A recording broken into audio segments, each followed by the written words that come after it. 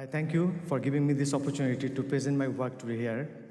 I'm also grateful to those incredible people who have let me take their photos and stories for the last 20 years.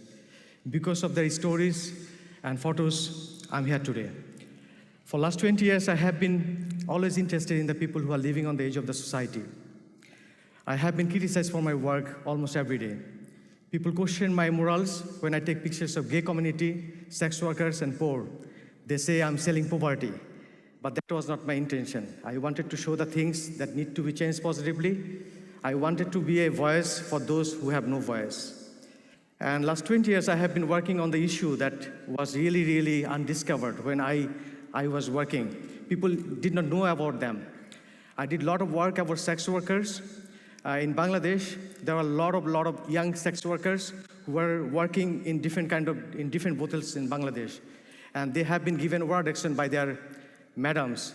A lot of these girls, they were sold by the stepfather or stepmother, or sold by her husband or boyfriend, or somebody told them that, come with me, I'll give you a job in a textile factory in Dhaka. And they bring them, these girls, and sold them inside the brothel. And these brothel people, they give them Orodaxen, which is cow-fattening tablet, which is a very dangerous medicine, which to look them older and fat. And sometimes these girls get really depressed, and they want to hurt them. She was cutting her hand. And I was there for months after months. I choose one topics, and I work for a long time. I just don't go there and take photos. I go there without my camera. I talk to them. I explain why I'm there, what I'm doing. When they start trusting me, then I start taking photos. So it takes long times, and I become one of them.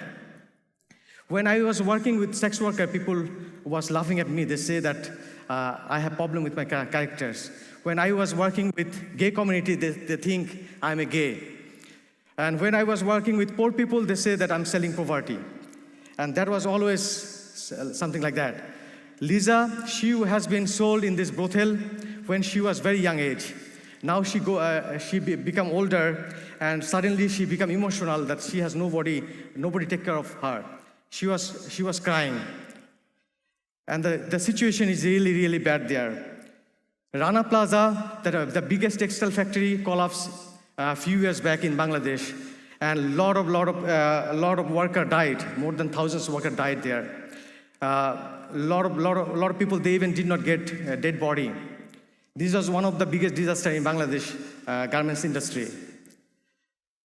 And families still go there. They cry for the family members. Lot of workers, they lost their hands and legs. There are a lot of stories that was untold. And I really wanted to bring these stories in front of people. I wanted to bring more light on these issues. The petrol bomb attacks on public transportation took hundreds of people's lives in Bangladesh, including children. The situation was really worse. And as a photographer, when you are going there, you are taking all these stories, and you have to carry all these stories with you whole life. Sometimes these stories make you really upset and sad, make you really depressed. You cannot forget. I still remember their voyages. I remember their stories. I have a Facebook page where I have more than 500,000 people followers there. And I try to post every day one story with one image. They're incredible stories, heartbreaking stories, inspiring stories. And I receive almost hundreds of mails every day from all around the world that how these stories change their life, how these stories and photos influencing them to change their perspective, to think how fortunate they are. And they start doing so many things that they never did before. Even they start giving thanks to rickshaw before they never did it. So it's, in a way, the stories of these people, they're inspiring to make people better. And I was in Pakistan, and I was taking picture of shipbreaking yard. The people from Peshawar, they're working really hard. They do everything here with hand. They don't use any machine. And they get really very low paid. In Bangladesh, a lot of people, they ride on the train roof, because they don't need to pay. They cannot afford to go inside the train. Even it's very little money, but they cannot able to pay. So they risk their life, and they go on the train roof, and sometimes they take the ride on the middle of the two compartment. And I was there with her in the same position. I was just her opposite. And it was very, very difficult. And it was really dangerous. It was really dangerous. I was top of the train several times. They do it every day. They know that when the tree is coming, but I did not know in the beginning. I was taking photos. I was standing and taking photos, and train was going back.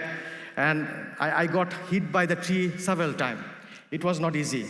But I never control myself. Every time I promised that I'll never go up again. But next day I went there again. It's very difficult to control. I did a lot of work on Dalit community in Bangladesh. The Dalit has a very different situation in Bangladesh. Nobody even know that Bangladesh has Dalit.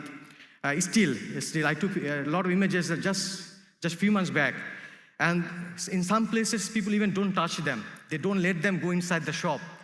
They don't talk to them. If they go for fish, they cannot sell this fish to the market because they are Dalit. I was always interested about the people who have no voice. You know, when we are angry, we are depressed, we are sad, we can tweet, we can give a status on our Facebook. But these people have no voice. These people are living just beside us. They're here and there. We even never notice them. And that's why I always wanted to bring their stories and images in front of us. So I was in Nepal. This is an old home for Nepal. And this home is very difficult for them even provide food for twice a time to these people. The situation was really bad. I was in Indonesia, and this is a mental hospital. There are a lot of mental patients in Indonesia, and they don't have sufficient doctors, and there are a lot of private mental hospital there. And most of the time they change their patient. They think this is the best way to make these mental people calm down, and they don't hurt themselves. I still remember, you know, when I was there, they were inside a cage, and they was all chained.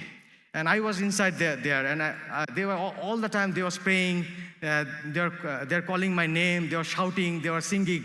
Still, after several years, I still remember, sometimes I hear these voices. It's very difficult. As a photojournalist, you have to always carry these stories with you. I was in Greece to cover the refugee situation just 2 or 3 years back. This family, father and son, they just crossed the sea with a rubber boat, and their boat was about to sink. I was always working with these people. And these people, they have very hard life. They're always struggling to survive. They have nothing, but they never give up. They were always smiling. I don't know what makes them smile. They never complain. And I was really fortunate to meet all these people. They teach me how beautiful life is. Even we are here today, we think we should thanks to God because we made it. There are hundreds of people who are not here, you know, who did not make it to this morning. So we have to be always grateful. We have to be we have to be positive about life. And if you think positive things will come to you. I'll show images and see how lucky you are. I have been working on child labor situation for last 15 years. And this boy was beaten by his owner because he was sewing a t-shirt and he was slow. And I took this photo and I won World Press Photo Award in 2006, and that bring a lot of international attention on this issue. And I was visiting more factories. These children have to work under very heat and a lot of noises. It's very difficult to work, but their parents cannot afford to send them to school. They're also poor, they cannot earn more money, so they send their children to work. And they have to work in a very difficult condition. It took 3 months for me to get inside this factory. I talk to the owner and I make him understand. I make friendship with him. Then he really understands that I don't want to stop child labor, but I want to improve the situation. And he let me inside the factory. Child labor is banned since 1992. So it was not easy to go inside these factories. Sometimes I just jump into the wall and took the photos and come back. I even could not take their name. It was not easy all the time. But you will see children are working almost everywhere. This small boy makes balloons, and he told me every day when he go to home, he brings some balloons for his sister, because he cannot play, he cannot give time to her, so he brings every day a balloon for her sister. There are a lot of interesting and inspiring stories, and children were everywhere, and they look different, they look older. This young boy lost his hand while he was working in this factory, and when he recovered, he get better, he came back to the same factory because they have nowhere to go, and he did not get any compensation from this factory. The owner of the factory, they like to keep children because children cannot complain, the children cannot organize labor union, and you can pay less.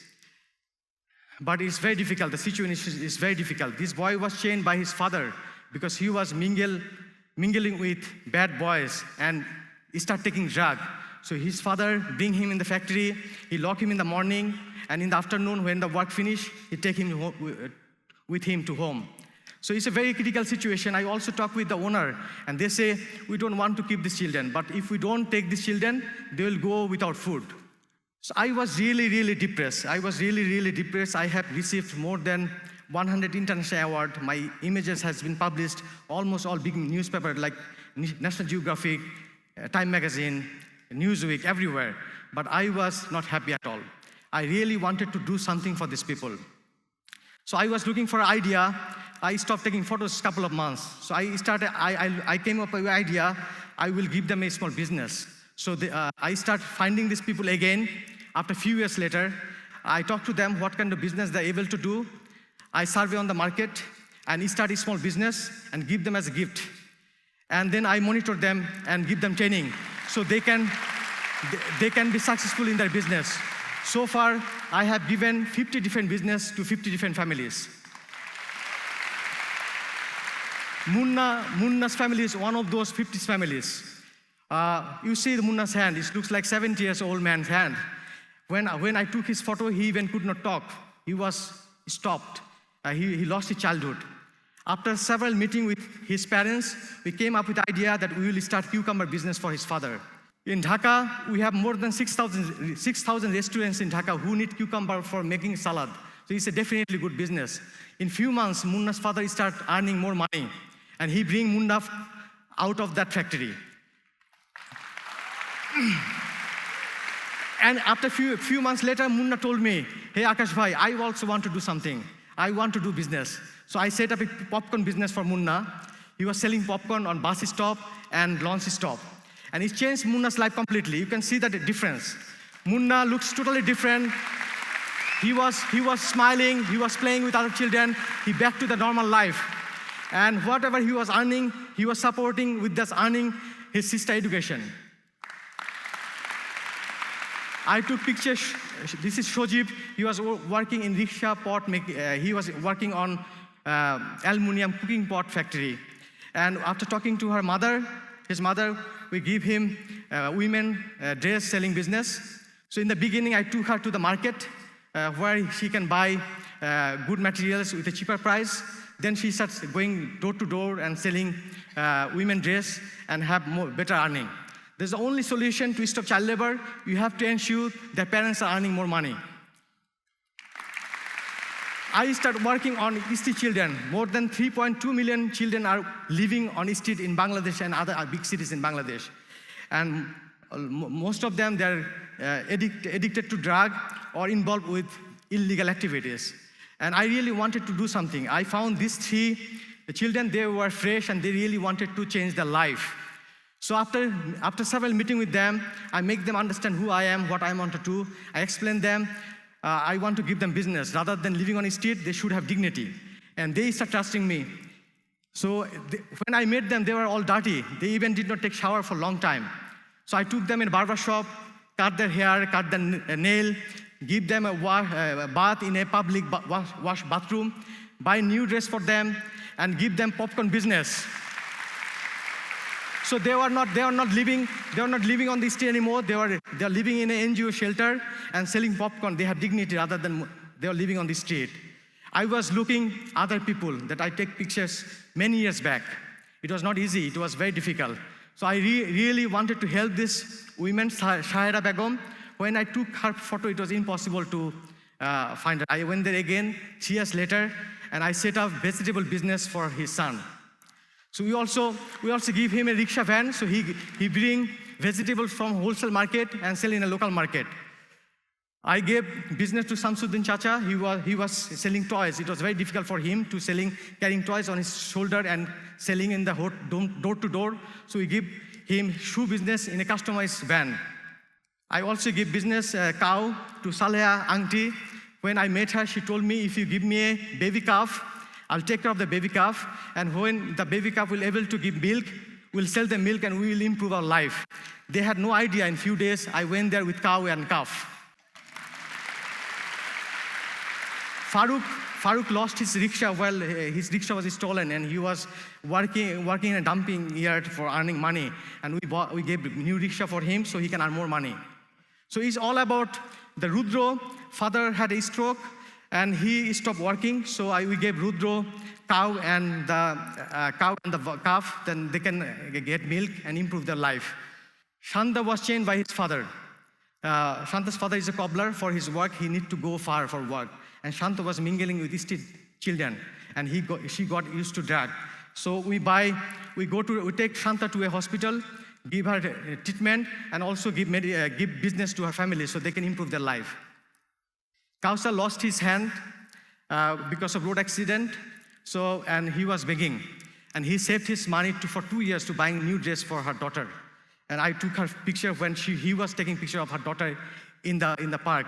And we gave vegetable business to him, so he doesn't need to beg anymore.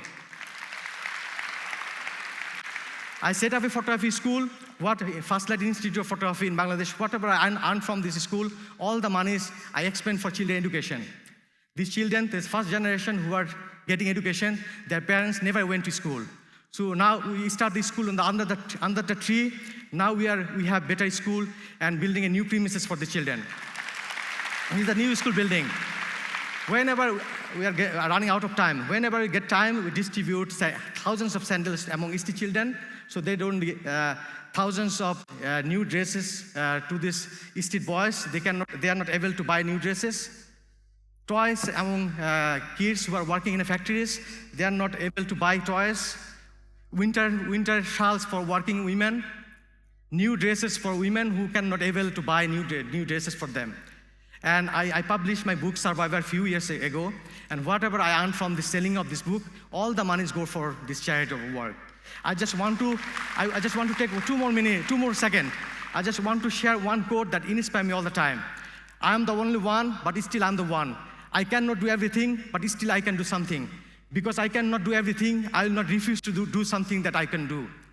Thank you, everyone. Love and light to all of you. Thank you.